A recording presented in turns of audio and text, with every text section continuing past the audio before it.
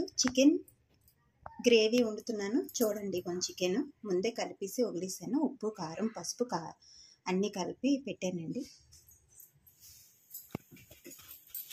ఉల్లిపాయ పచ్చిమిర్చి కరివేపాకు వేస్తున్నానండి.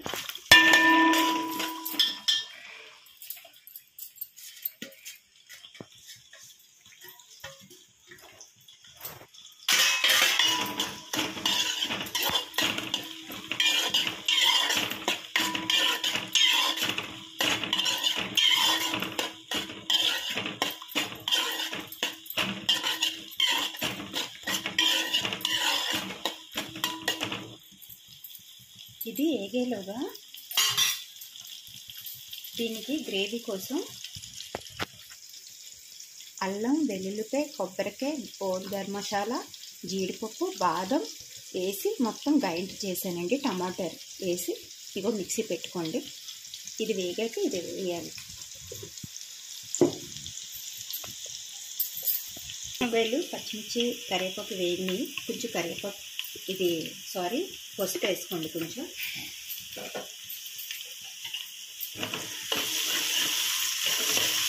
ఇప్పుడు రుబ్బు ఉంచుకున్న ముద్ద ఉంది కదండి, చెప్పాను కదా. జీడిపప్పు బాదం టమాటా గరం మసాలా ఇది ఇందులో వేసుకోండి. దీని నుంచేనండి చికెన్ గ్రేవీ చాలా రుచిగా ఉంటుంది. ఒకసారి ట్రై చేయండి.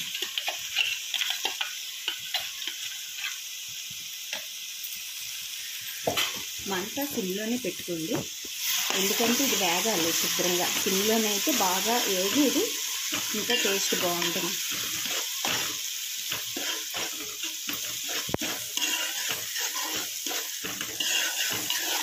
ఇది బాగా వేగాక అప్పుడు కారం ఉప్పు వేద్దామండి.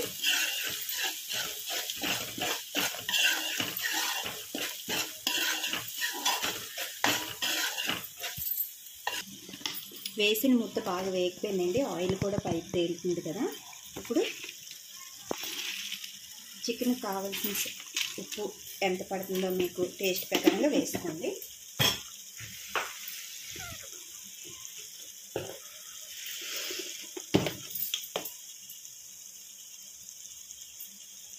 ఉప్పు కారం మీకు టేస్ట్కి ఎంత పడుతుందో అంత వేసుకోండి.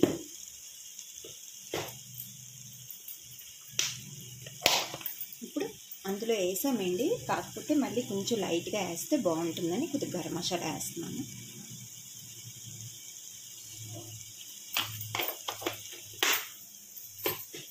ఇదంతా వేసి బాగా కలిపేయండి.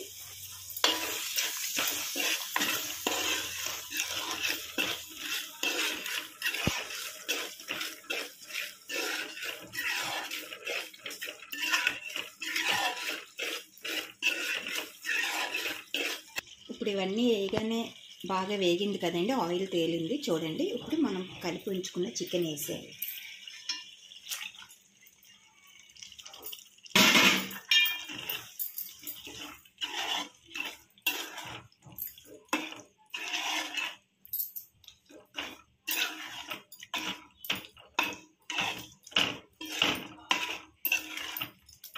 ఇప్పుడు ఇది వేసిందంతా ఒక పావు గంట సేపు సిమ్లోనే పట్టనివ్వండి మసాలా అంతా చికెన్కి.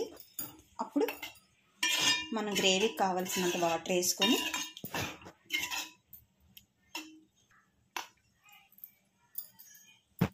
తీసి చూసానండి, ఆల్మోస్ట్ చికెన్లో వాటర్ అంతా దిగిపోయింది.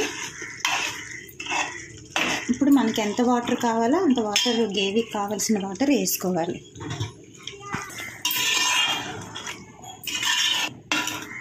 ఈ టైంలోనే మీరు ఉప్పు కారం అన్నీ సరిపోయలేదు ఒకసారి చెక్ చేసుకోండి.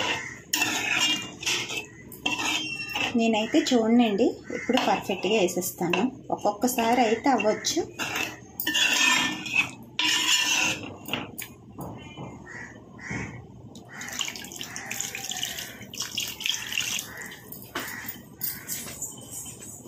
పైనుంచి కొద్దిగా కొత్తిమీర వేసేయండి.